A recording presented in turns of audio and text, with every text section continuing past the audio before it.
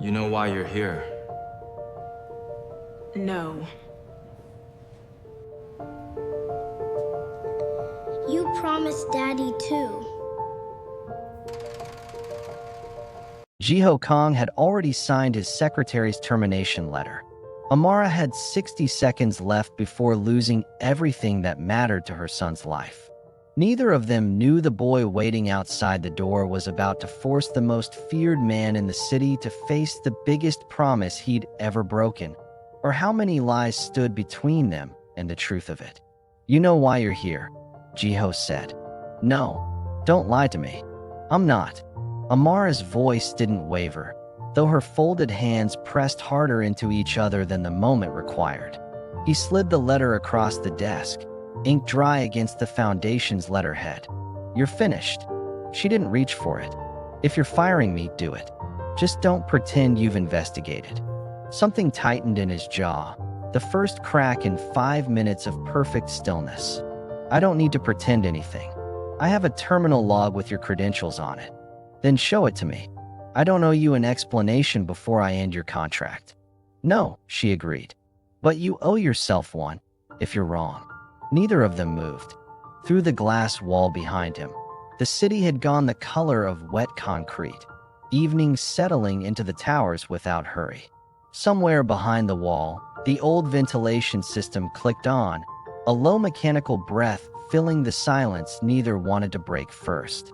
In the outer office, a 6-year-old boy named Kwame sat cross-legged on the floor, running a small metal truck along the baseboard, making the quiet engine sound children make when they think no one's listening. Jiho finally looked away from her long enough to glance at the untouched letter. The breach traces to a terminal with your login, he said, quieter now. 40 minutes before a delivery truck got rerouted. 40 minutes before 3 of my men didn't come home. I was in this office when that happened. I know your login was used. I don't know by whom. Then you don't know anything. That was when the door opened. Kwame stood in the frame, toy truck still in one fist, looking between the two adults with the unguarded directness only children manage before the world teaches them not to. You promised Daddy to, he said. For words, nothing more. Jiho froze. Not because he recognized the child, because he'd heard those exact words before, in a voice he couldn't yet place, and not knowing hit harder than remembering would have. Say that again, he said, quieter than he meant to. Kwame, encouraged, repeated it. You promised, Daddy. He told me you would. Who is your father? Jiho's hand had gone still on the desk, the letter forgotten beneath it. Help me. What did he look like? Kwame, undeterred, pressed on. He had a scar. Here. He touched his own eyebrow. He said you laughed when he told you a joke about the red trucks. Something shifted behind Jiho's eyes. Not full recognition, but the start of it, a memory surfacing through fog. Say that again. He said you laughed. Kwame repeated, patient the way children are patient with adults who ask them to repeat things. About the red trucks breaking down all the time. Jiho's hand found the edge of the desk, gripping it. There was a driver. 18 months ago. Caught me in the loading bay after hours. Joked the red fleet was cursed. His voice had gone quieter. I laughed. I don't laugh easily. I remember that much. That's not a promise, Amara said, want in her voice equal to caution. No, Jiho agreed. But it's a start. He looked at the letter still lying between them, forgotten now, ink already meaningless. Take him home. Give me until tomorrow before either of us decides anything. You're still not telling me what I'm accused of. I'm telling you I don't think you're guilty of it anymore. He said it plainly, without softening it further. I just don't know yet who is. That night, after the elevator ride down and the quiet drive home, neither of them filled with much conversation. Amara sat on the edge of Kwame's bed while he brushed his teeth in the next room, trying to find words for a question she suspected he'd ask eventually and hadn't been ready for until tonight. He climbed in beside her without asking, The toy truck set carefully on the nightstand the way he always positioned it before sleep. Is the boss going to be mad at me? No, baby. Why would you think that? Because I said something I wasn't supposed to know.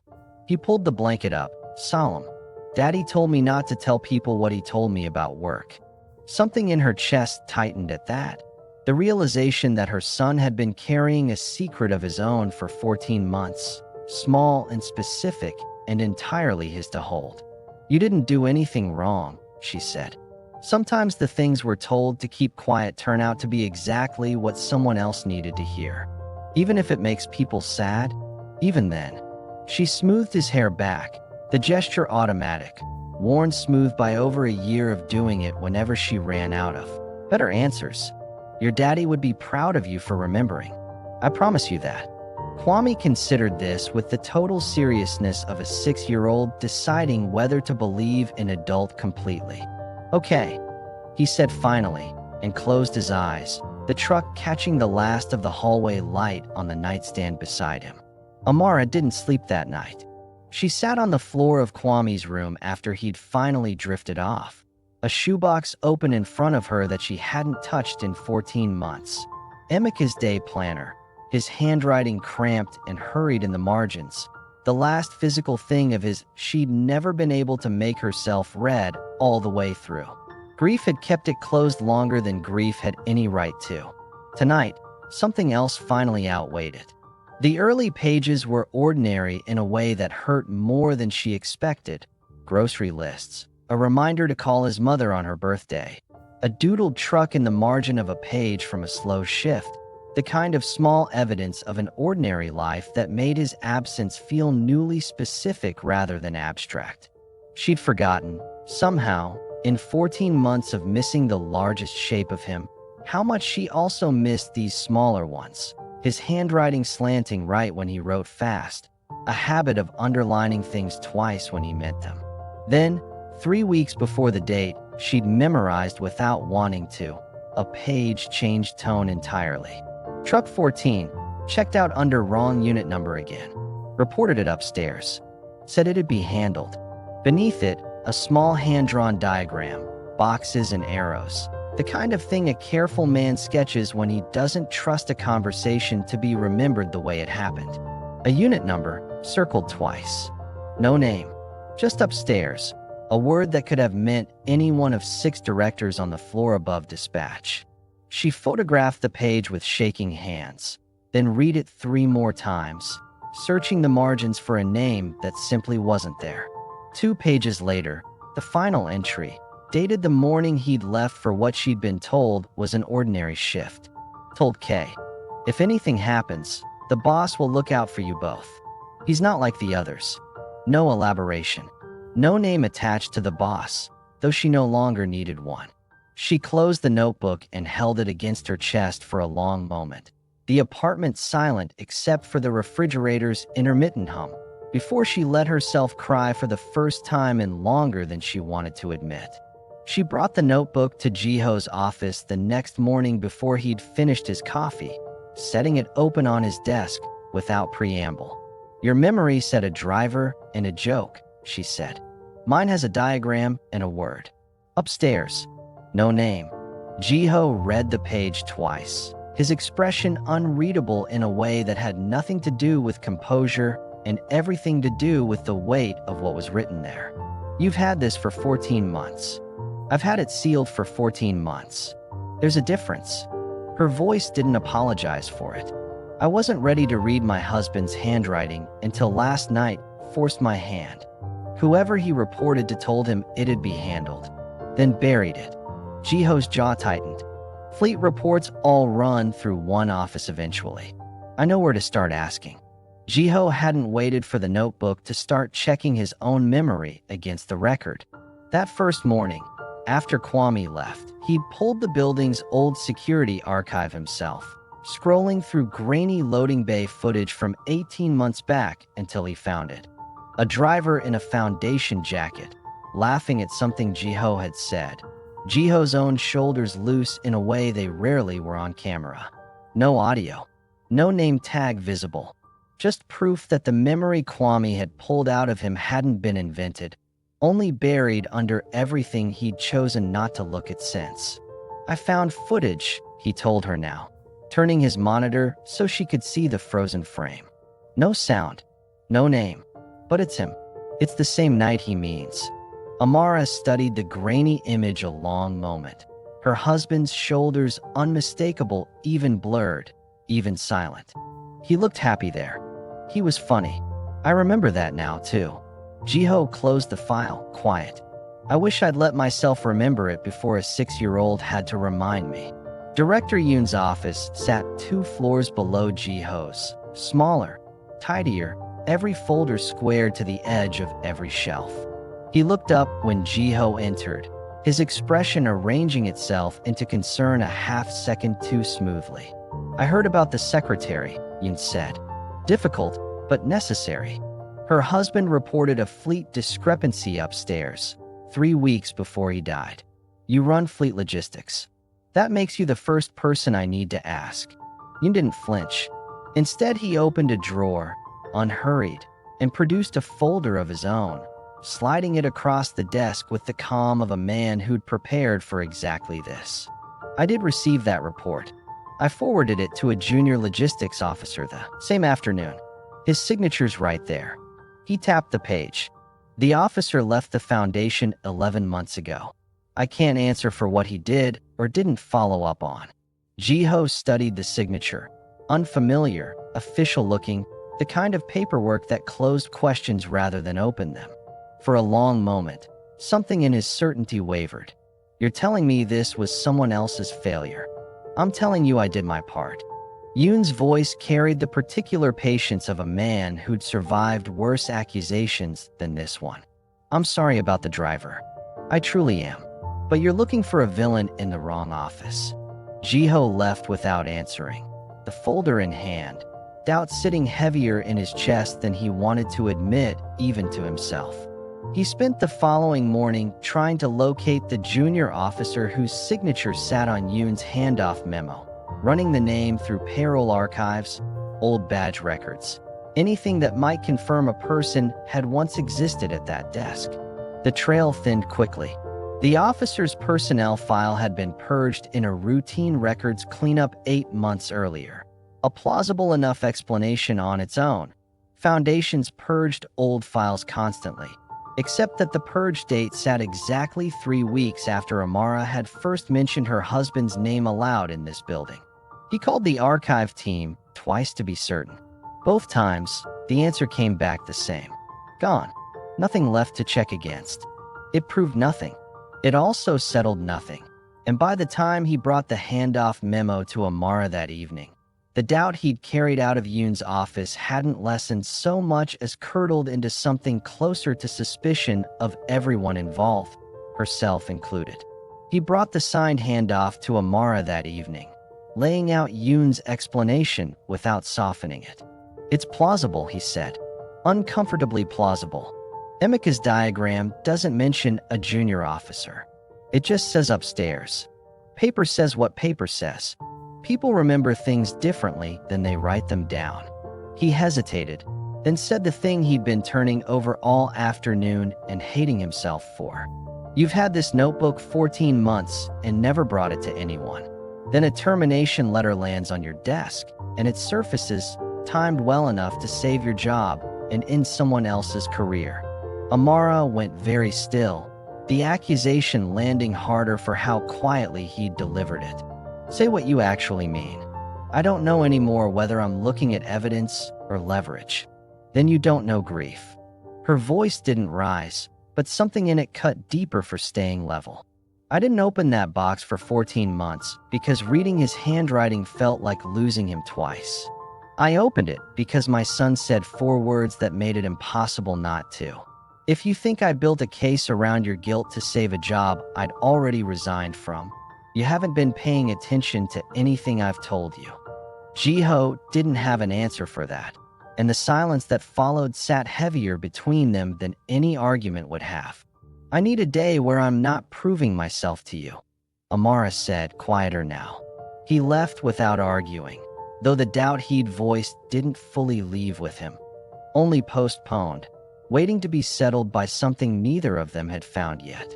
The doubt lasted 3 days, until Kwame settled it without meaning to.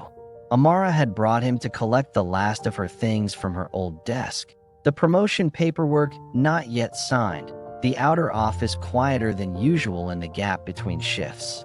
Kwame trailed a few steps behind her, dragging his toy truck along the corridor wall, its small wheels ticking softly against the baseboard, when Director Yoon's voice carried around the corner, mid-conversation with someone Amara couldn't see. Kwame stopped walking entirely, the truck going still in his hand. "That's him," he said, quiet, pulling at his mother's sleeve. "That's the voice." "What voice, baby?" "The one who talked to Daddy. In the truck room. I was in the back seat. I wasn't supposed to hear, but I did." Kwame's small face had gone serious in the way it only did when something mattered more than he had words for. He glanced toward the corner, then back at her, lowering his voice further, as though the memory itself needed protecting. He didn't sound nice like he does now. He sounded mad Daddy came to him. "What did he say? Can you remember?" Kwame thought about it, brow furrowed with the particular effort of a child reaching for something buried under 1.5 years of ordinary days. "He said Daddy should mind his own trucks." He said it real quiet, like he didn't want anyone else to hear it either. Amara went very still, crouching to his level without quite deciding to. "You never told me that." "You never asked which voice," Kwame said, with the flat logic only a 6-year-old could offer without meaning any harm by it. She didn't correct him. She simply held his hand a little tighter for the rest of the walk back to the elevator, the sound of Yoon's voice still audible faintly behind them, ordinary now, discussing quarterly logistics with someone who had no idea what had just been overheard. She related to Ji-ho within the hour, and something in his face changed the moment she finished. Not doubt this time, but something closer to shame at having voiced any at all. A 6-year-old's memory of a voice in a truck cab wasn't something anyone could have staged for his benefit, and he knew it the moment he heard it. "I shouldn't have said what I said yesterday," he told her quiet. "About the timing. About leverage." "No," Amara agreed. "You shouldn't have. I'm not going to pretend it fixes itself because I'm sorry." "No," she said again, though something in her tone had eased slightly. "But it's a start." Amara went looking for a second name that same week. The same instinct that had kept her circling this story for 14 months, refusing to rest on one overheard voice alone. A former logistics clerk named Hoon, who'd left the foundation abruptly around the time Amara had been hired, now worked a register 6 blocks from her apartment. Amara had passed her 100 times without ever making the connection. She found her outside the store on a smoke break, the evening still carrying the last of the day's heat. "You worked logistics," Amara said. "Before you didn't." Hoon's eyes narrowed, wary in the way of someone who'd learned it the hard way. "Who told you that?" "Nobody. I did the math myself." Amara kept her voice level. "I need to know if Director Yoon signed a route transfer. 18 months ago. That's not something I talk about for free." Hoon took a slow pull from the cigarette, buying herself time rather than pleasure from it. "I left because staying got expensive in ways that had nothing to do with money." "I'm not asking you to testify. Just tell me if I'm chasing the right name." Hoon studied her a long moment, then nodded, once, barely. "He signs everything that skips dispatch. Has for years." She crushed the cigarette under her shoe. "That's all I'll say out loud. I've got a kid too, and I'm not risking what's left of my life for a company that already took enough from both of us." It wasn't enough on its own. Amara had learned, over 14 months of half-answers, that it rarely was, that the truth in this world came in fragments handed over by people too frightened to hand over the whole of it at once. Grace at the courier depot was the next name on Amara's list, and for one evening, it looked like the case might finally hold, until it didn't. Amara found her behind the dispatch counter, expecting the same cautious honesty from before. Instead, Grace wouldn't meet her eyes at all, her movements clipped, efficient, the posture of someone determined to get through an interaction as quickly as possible. "I don't remember saying anything to you," Grace said, voice flat, rehearsed. "You must have misunderstood." "Grace, you told me about the route swap, the paperwork that skipped dispatch. I don't remember that conversation." Her hands, steady before, trembled faintly against the counter now. She glanced once toward the depot's back office, where a man Amara didn't recognize stood reviewing a clipboard with more attention than the task seemed to require. "I have 4 kids in this job. I can't afford to remember things that aren't good for me. Did someone talk to you? Since the last time?" Grace's silence answered before her voice did. "I need you to leave," she said, quieter now, something almost apologetic underneath the fear. "Please." Someone had gotten to her. Amara didn't need to ask who to know the shape of the threat, only that it had worked, thoroughly and quickly, in the space of a handful of days. She left the depot with nothing, the case's strongest witness gone quiet, the confidence of 3 days earlier draining out of her all at once in the parking lot, rain starting thin and unhurried against the windshield. She sat behind the wheel without starting the engine for a long time, watching the depot's lit windows through the rain, replaying every version of the last 2 weeks that might have gone differently. For the first time since the termination letter, she let herself believe they might lose. It was Emika's notebook that saved them, the same page she'd already shown Jiho, read one more time at 2 in the morning when sleep refused to come. The diagram wasn't just a note. It was a truck unit number, drawn with the same care Emika gave to everything he didn't trust himself to say out loud twice. A number that matched, precisely, the false unit code buried in the archive manifest Jiho had pulled weeks earlier, the one Yoon claimed he'd never seen.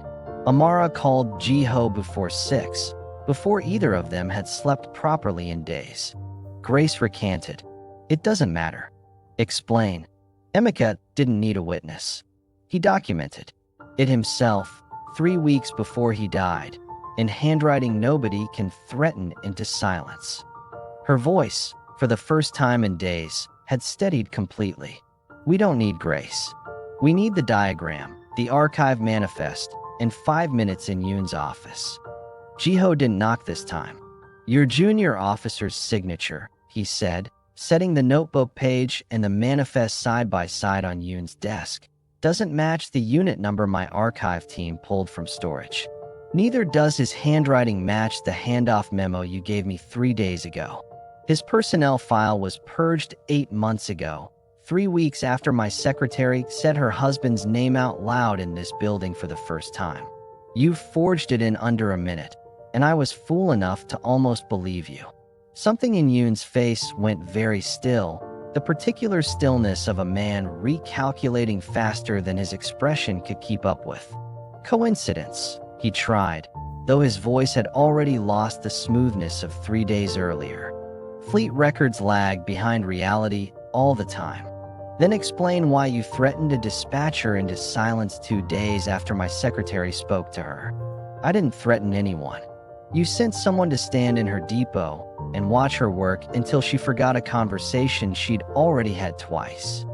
Jiho's voice hadn't risen, but something underneath it had sharpened into something Amara hadn't heard from him before. "I know what quiet pressure looks like. I built half this family's reputation on it." Yoon's hand drifted, almost involuntarily, toward a drawer at his knee. A small, unthinking motion, gone before it fully registered as one. Jiho noticed it anyway. He'd built his entire life noticing exactly that kind of motion. He was a driver, Yoon said finally, his composure cracking at the edges. He wasn't supposed to be reading manifests that closely, so you had him removed from a route he had no reason to be on. "I had a problem removed before it became your problem." Yoon's hands had stopped pretending to be relaxed. "You were 3 months into running this family. I wasn't going to let a courier's paperwork undo 20 years of my protecting it. You let his wife believe it was an accident. You let his son grow up thinking his father made a mistake on a coastal road at 2 in the morning. Jiho took one step closer, and for the first time in the conversation, something in his stillness turned genuinely dangerous. And when I promised him I'd handle it myself, you let me believe I had. You'd have made the same call if you'd had the stomach for it back then. I'd have told the truth and let the family decide what to do with it. Jiho didn't blink. Instead, you gave me 14 months of believing I'd kept a promise I'd already broken the week I made it. Yoon's shoulders finally dropped, the fight going out of him all at once. What happens now? Now you write down everything. The manifest, the route, the threat you made to a dispatcher this week. Jiho's voice hadn't risen once. And then you find out what it feels like to have your name attached to something you did, instead of something an invented officer takes the fall for. Amara was waiting in the outer office when he came down, Kwame asleep against her shoulder. She stood when she saw his face, reading the answer in it before he said a word. He wrote it all down, Jiho said. Every route, every threat, your husband's name at the center of it. How does it feel? Being right. It doesn't feel like anything I expected. He rubbed a hand over his jaw, exhaustion finally showing through the composure he'd held for 2 straight weeks. I spent 14 months believing I'd honored a promise I'd never actually kept. I don't know what to do with the version of myself that let that happen. You could start by not doing it again.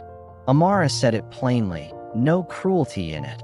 Only the tired honesty of someone who'd earned the right to say it. That's usually how people fix things. Not by feeling bad about the old version, by being different going forward. That's a generous thing to offer someone who almost fired you over a lie he didn't check. I'm not offering generosity. She shifted Kwame slightly against her shoulder. I'm offering a chance because my son asked you a question with his whole heart, and you actually answered it instead of protecting yourself. That matters more to me than an apology would have. Jiho didn't have a response for that right away, and for once, he didn't try to manufacture one. Prosecutor Han reviewed the notebook, the manifest, and Yoon's written confession over the course of a single afternoon, and moved faster than either Jiho or Amara expected once the paper trail no longer depended on a frightened woman behind a dispatch counter. Grace won't need to testify, Han told Amara, in a hallway that echoed slightly longer than it should. The diagram alone is stronger than most witness statements I've built cases around. She still deserves to know that. She will. Han's tone softened, fractionally. For what it's worth, most people in your position spend their energy being angry at the man who signed the order. You spent yours reading your husband's handwriting instead. Being angry doesn't get Kwame answers. Reading does. Amara went to see Grace herself. 3 days after Yoon's arrest made the internal Foundation newsletter under language careful enough to mean nothing to anyone who hadn't lived it. Grace met her outside the depot this time. Off the clock, her shoulders looser than they'd been in weeks. I heard, Grace said. I'm glad it wasn't me who had to say his name out loud in a courtroom. It wasn't your job to carry that. It was never supposed to be. I still should have held longer. You held exactly as long as anyone could ask of a mother with 4 kids. Amara meant it, and something in Grace's face eased slightly at hearing it said plainly instead of forgiven quietly. 3 weeks later, the fleet office had a new name on the door. The red door trucks sold off entirely, replaced by a smaller, cleaner fleet with no history attached to it yet. Amara sat behind a new desk on a different floor, the promotion she'd finally signed feeling steadier in her hands than it had the first day Jiho offered it. Kwame sat in the corner of her office most afternoons now, drawing cars with doors that didn't go up at all, wheels too big for their bodies, the kind of vehicles only a 6-year-old would design. Friday came with a clear sky, rare enough that the loading yard looked almost unfamiliar in it. Kwame walked the length of it with Amara's hand in one of his and Jiho a half step behind, asking questions faster than either adult could answer them. How fast the trucks went, whether drivers got to pick their own routes, whether any of them had names painted on the side the way the toy ones did. They don't get names, Jiho said. But I could ask about that. Change it. Maybe, if enough people wanted it. I want it, Kwame said immediately, with the total confidence of a 6-year-old certain his opinion carried the weight of policy. A young driver near the last row crouched to let him sit up front, and Kwame climbed in with the kind of joy that didn't need translating into words at all, narrating some private adventure only he could hear while he turned the wheel back and forth. He asked me once, Jiho said, quiet, watching from a distance beside Amara, if the doors going up meant the same thing as the doors going up on his father's truck. I didn't have an answer that felt honest and kind at the same time. There isn't always one, Amara said. Sometimes you just let both things be true without smoothing it out. I'm learning that. Slower than I'd like.